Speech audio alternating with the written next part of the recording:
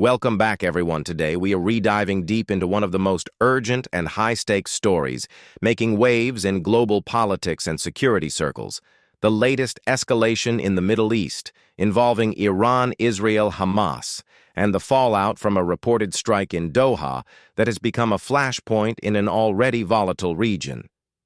The event centers around an alleged Israeli attack targeting Hamas leaders in the Qatari capital, a development that has not only provoked outrage from Iran, but has also sparked warnings of retaliation and ignited new debates about regional stability, international law, and the shifting balance of power in the Gulf and beyond. To understand what's unfolding, let's start by breaking down the core details of what is being reported. Sources have indicated that Israel carried out a precision strike aimed at high-level Hamas operatives meeting in Doha, Qatar. This is extraordinary for several reasons. First, Qatar has historically served as a host and financial supporter for Hamas leadership, offering sanctuary where they can operate with a level of protection. Targeting them there is essentially a direct message not just to Hamas, but also to Qatar, and by extension to countries like Turkey and Iran that have backed or sheltered Hamas figures. Iran's immediate response was fierce. Officials blasted Israel for violating Qatari sovereignty, condemned the strike as an act of war against the broader resistance axis, and issued direct threats of revenge. The rhetoric suggests this isn't going to fade quickly, especially given how Tehran uses incidents like this to bolster its regional narrative of resistance against Israel and Western influence. From a performance perspective, if we think of Israel's military and intelligence apparatus as a system, this operation highlights some of its defining features. Precision strikes on foreign soil require not only exceptional intelligence gathering, but also a delivery mechanism that can bypass layers of security, surveillance, and political red tape. Israel has a long history of developing such capabilities, combining satellite monitoring, cyber espionage, and covert networks to identify where adversaries are and when they are most vulnerable. For supporters of Israel's strategy, this operation underscores its unparalleled reach and ability to target adversaries wherever they may seek refuge. For critics, however, this same capability looks like reckless adventurism, creating ripple effects that can destabilize entire regions. On the design side, the attack also reveals how Israel tailors its military actions not just to inflict immediate tactical damage, but to send psychological and strategic signals. By striking in Doha, a city that has portrayed itself as a hub for diplomacy, media, and negotiation, Israel is challenging the assumption that Hamas leaders can operate freely there. The design is as much about shaping perceptions as it is about eliminating targets. For Hamas, this introduces a new level of insecurity, a message that safe havens are shrinking. For Iran, the design element lies in how this forces them to recalibrate their own deterrence messaging.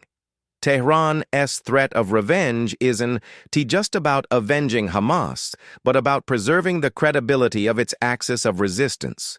If Iran does not respond in some meaningful way, it risks weakening its image as the protector of anti-Israel movements across the Middle East.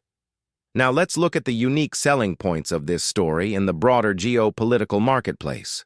The unique element here is that Doha, unlike Gaza, Lebanon, or Syria, has been considered a relatively untouchable space in the conflict. It's a key U.S. ally, home to the largest American military base in the region, and a partner in energy markets that directly affect global stability. By allegedly choosing Doha as the arena for this strike, Israel didn't just target Hamas, it tested the boundaries of U.S.-Qatari relations and international tolerance. That makes this moment stand out from past incidents. Iran's response, meanwhile, is uniquely positioned in the sense that Tehran now has to decide whether to escalate directly, encourage its proxies to strike back, or wage a campaign of asymmetric retaliation through cyber or covert operations. Each choice comes with risks and trade-offs, and that uncertainty adds to the uniqueness of the scenario.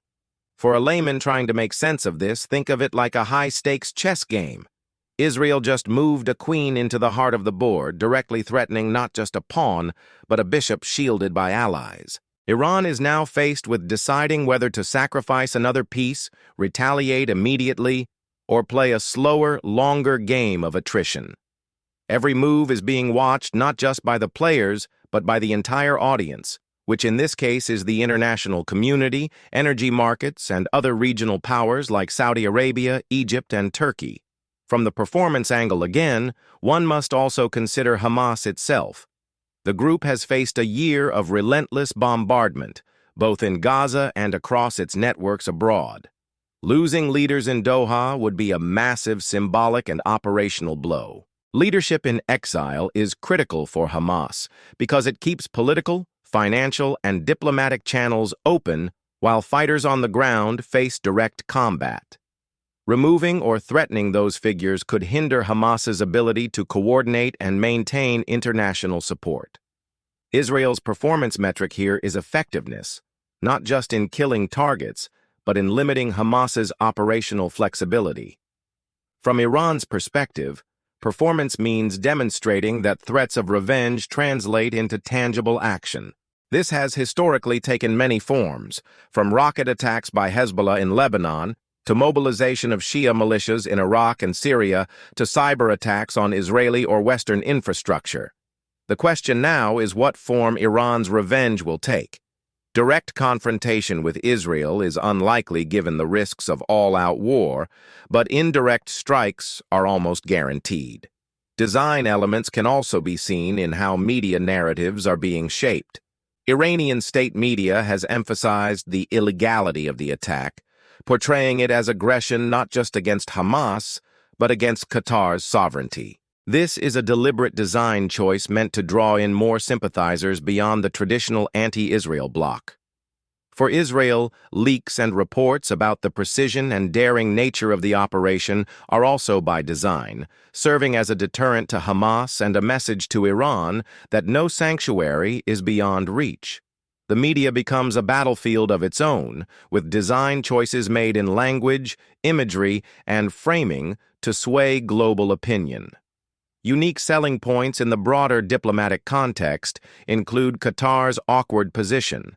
As a country, Qatar has carefully cultivated an image as a mediator, hosting negotiations between the U.S., the Taliban, and even facilitating dialogue on Gaza ceasefires. By hosting Hamas leadership, it played a dual role as both mediator and patron. Now, Israel's alleged strike has exposed the risks of that strategy. For Qatar, the selling point of being a diplomatic hub is under threat.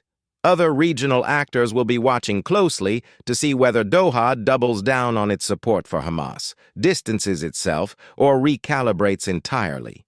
This also raises questions for the United States. With its largest Middle East base located in Qatar, Washington faces a dilemma. On the one hand, it relies on Israel as a key ally. On the other, it cannot afford to see Qatar destabilized or humiliated, since Doha plays a central role in energy exports, regional mediation, and hosting U.S. assets.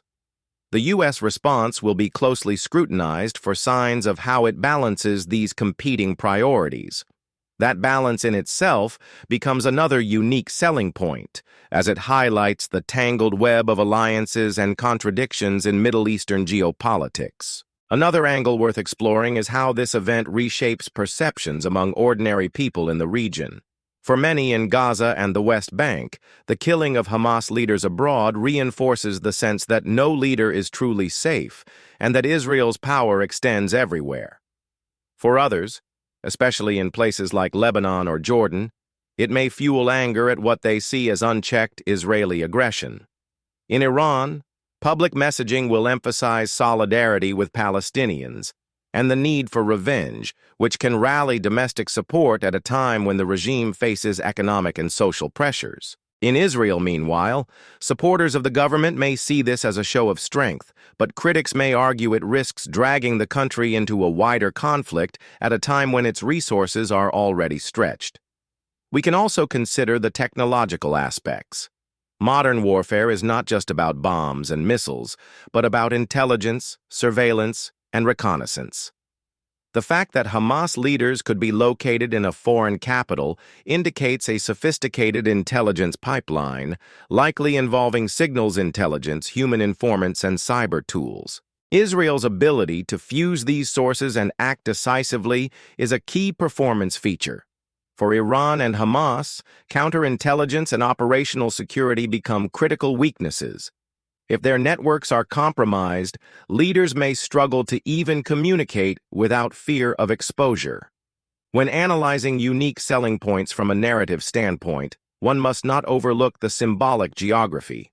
Doha has marketed itself as the jewel of the Gulf, a place of sports, media, and diplomacy. A strike there pierces that image and drags Qatar into the violent reality of the Israel-Palestine conflict in a way it has long tried to avoid. This adds symbolic weight to the event, making it stand out in the annals of the conflict. For ordinary viewers trying to piece this together, imagine the difference between a fight breaking out in a war zone versus a fight breaking out in a diplomatic reception hall. The latter not only shocks people because of the violence itself, but because of where it happened. That shock factor is part of what makes this incident resonate so strongly.